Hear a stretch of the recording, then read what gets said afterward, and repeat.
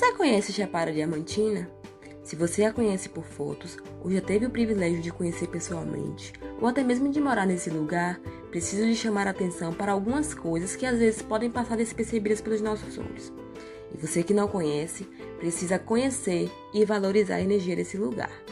Olá, eu me chamo Diná, sou agrônoma, mestranda do Programa em Recursos Genéticos Vegetais da UFES e quero lhes apresentar um pouco da biodiversidade vegetal desse lugar ímpar. Se nos perguntássemos o que mais atrai turistas à cidade da Chapada, muitos diriam cachoeiras, o contexto histórico, as trilhas que levam a lugares de paisagens perfeitas, mas o que eu queria lhe dizer é que, assim como as cachoeiras, os afloramentos rochosos, como os morros, como a história do garimpo, a vegetação desse lugar tem um papel importantíssimo na composição desse cenário cênico. Essas plantas são notadas tanto por turistas e principalmente por pesquisadores, pois se tratam de recursos genéticos vegetais. Você já ouviu falar esse termo? Se não, fique tranquilo, deixa que eu te explico. Em definição, recursos genéticos vegetais é a parte da biodiversidade que utilizamos para diversos fins e também aquelas plantas que existe possibilidade de uso futuro. Vou deixar mais claro. Por exemplo, as fruteiras, as plantas medicinais, plantas ornamentais e outras já utilizadas por nós são recursos genéticos, bem como aquelas espécies que estão em estudos ou que há características que dê possibilidade de uso futuro. Entendido? Agora veja bem.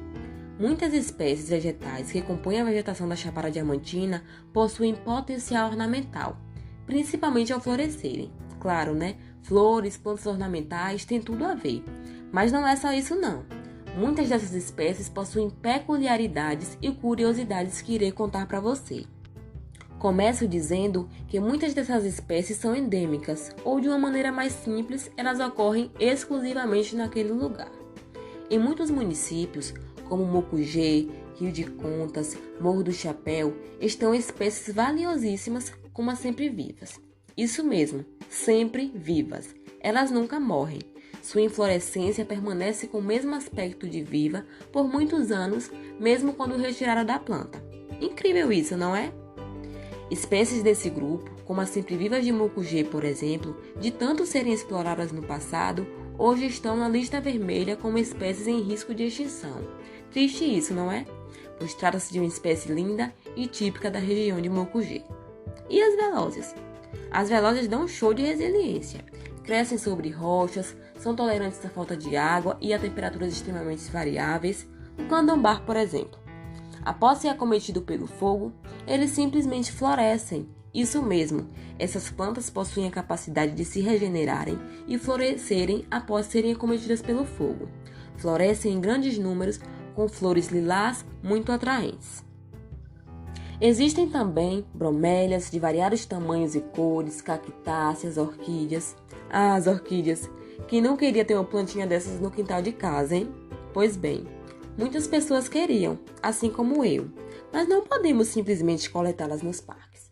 O que podemos fazer como pesquisadores é estudar essas espécies e desenvolver estratégias para multiplicá-las e conservá-las e usá-las apenas de forma consciente. Como a maioria das espécies possuem dificuldade em germinação no jeito convencional, além de outras questões limitantes, existe uma forma de multiplicá-las em grandes números a partir de um único indivíduo, além de conservá-las ex situ, ou simplesmente fora do seu local de origem. Essa técnica é conhecida como clonagem in vitro ou micropropagação. É conduzida em laboratório, em condições totalmente assépticas e controladas e possibilita a produção de mudas em qualquer época do ano. A micropropagação tem se apresentado como uma excelente técnica para propagar espécies ornamentais, fornecendo ao comércio de plantas mudas uniformes e livres de doenças. Mas isso não é uma tarefa fácil. São trabalhos de muitos anos de dedicação.